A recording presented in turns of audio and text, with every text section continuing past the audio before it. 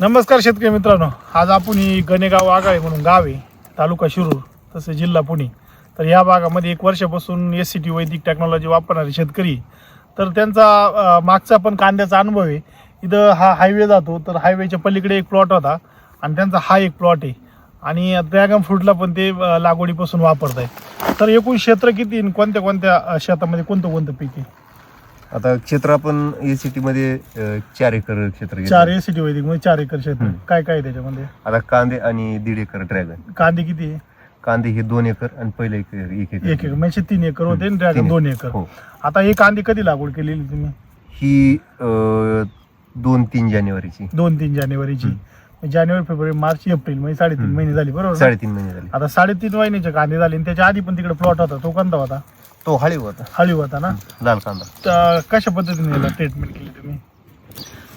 पहिल्यांदा लागवड केली. लागवडीच्या नंतर त्याला सॉइलचा स्प्रे घेतला, बरं, हा, सॉइल चार्जरचा. बरं. दुसऱ्या तिसऱ्या दिवशी बरं, हा. आंबवण्याला आपला बेसल डोस, आपलं कृषी अमृत, RNP नाही घेतलं, SSM. SSM घेतलं. किती बॅगा घेतल्या होत्या? एकरी 4 SSM SSM, आणि 2 कृषी शक्ती, 2 मिरॅकल आणि 1 ह्युमस आणि कृषी अमृत 6 बॅग घेतल्या. 6 बॅग घेतल्या होत्या. त्याच्यानंतर परत SSM चा बेसल डोस केला हो, परत तोच सेम. तो सेम केला ना? तोच same अशी केला. किती बेसल डोस केले? 2 डोस. 2 बेसल डोस केले.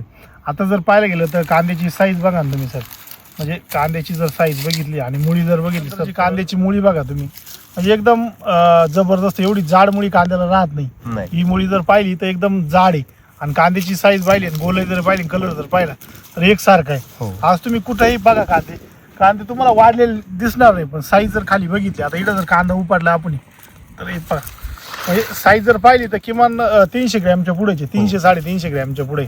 आणि आज टेम्परेचर 40-42. 40-42 टेम्परेचर. म्हणजे तुम्ही लागवडच लेट झाली तुमची, लागवड लेट तरी त्या मानानं कांदा जमला.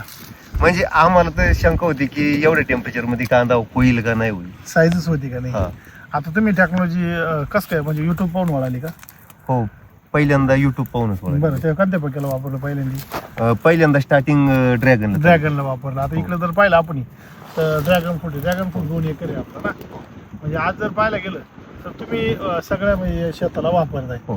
तर आता इथं आजूबाजूला पण कांदे असतील किंवा इतर पिकं असतील, त्या शेतकऱ्यांची काय परिस्थिती सध्या रासायनिकमध्ये? रासायनिक मध्ये साईज नाही झालेली. लय लोकांचे म्हणजे आपल्या बरोबर जे कांदे आहेत का, हा. त्याचं ऍव्हरेज निघत नाही आता. ॲव्हरेज निघत नाही. आता आपलं काय ॲव्हरेज निघत इथं तरी अंदाजे? तर अंदाजे एकरी? तरी एक 300 पिशव्या.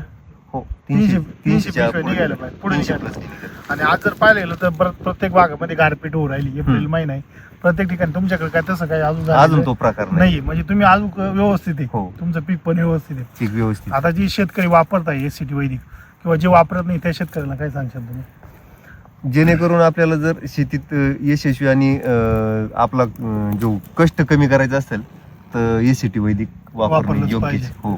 आता तुम्ही एवढं, तुमचं आता वय किती? माझं वय आता 36 36. running. आता जर पाहायला गेलं तर तुम्ही एवढे तरुण धाडशी शेतकरी, तुमचे घरचे तुम्हाला म्हणत असतील ना, हे काय नवीन आणलं तुम्ही? पहिल्यांदा स्टार्टिंगला लय त्रास झाला मला घरी ना.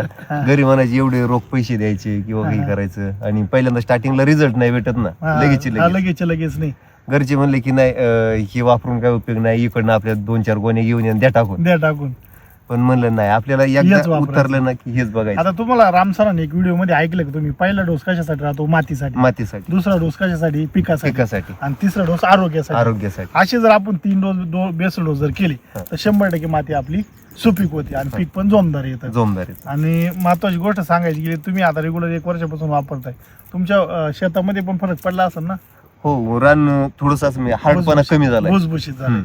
म्हणजे बऱ्यापैकी तुम्हाला त्याच्यात रिझल्ट दिसत आहे. चालेल, ठीक आहे, धन्यवाद. धन्यवाद.